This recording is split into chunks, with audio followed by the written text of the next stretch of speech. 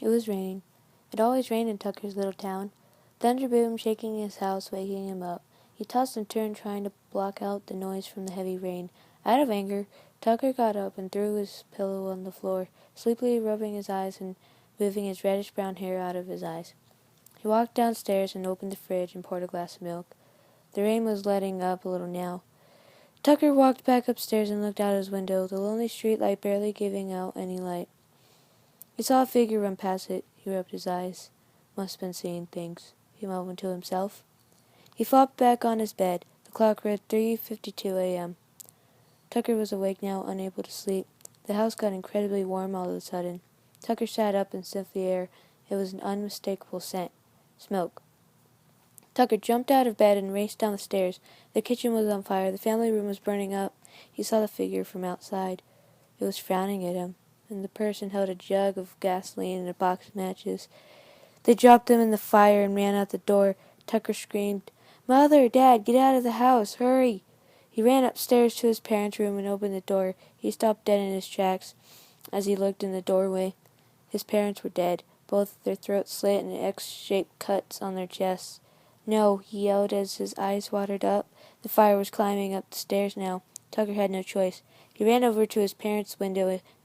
He opened it and looked down at the bottom where the backyard lay.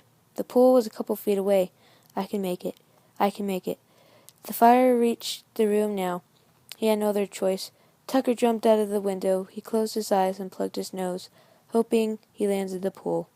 He felt the icy-cold water cover his skin. He swam to the surface, watching his house go up in flames. He heard sirens from fire trucks and police cars heading towards his house as tears streamed from his eyes.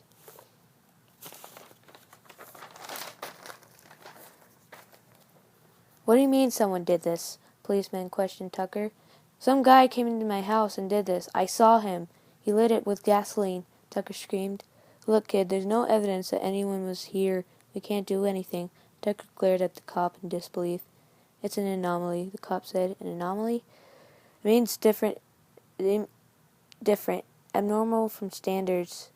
Oh, Tucker looked down at his feet. He had to do something. He wasn't letting about his parents' murderer run free. He walked over to his neighbor's yard where they left a hatchet in an old tree stump. He pulled it out and kept walking down the road. "It's an anomaly," he chuckled. "Does that mean I am one too?"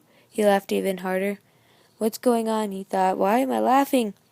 He laughed harder. Next thing he knew, he was running down the road, swinging the hatchet round. "That's it," he yelled. "I'll just have to kill everybody till I catch the right person." He laughed and walked up to a house's front door. For all I know, this could be his house. He kicked the door open and ran up the stairs. A woman already awake. He pushed her down on the floor. She tried to struggle, but Tucker was too strong and took his hatchet, nearly cut off her hand. The woman had a knife in the other and ripped it out of her hand. Tucker slit her throat, killing her, and left a big X shape on her chest. "Let this be an anomaly too," he laughed, and climbed out of the window. I ran down the road with no one to know what happened to that woman and no one to know what happened to Anomaly.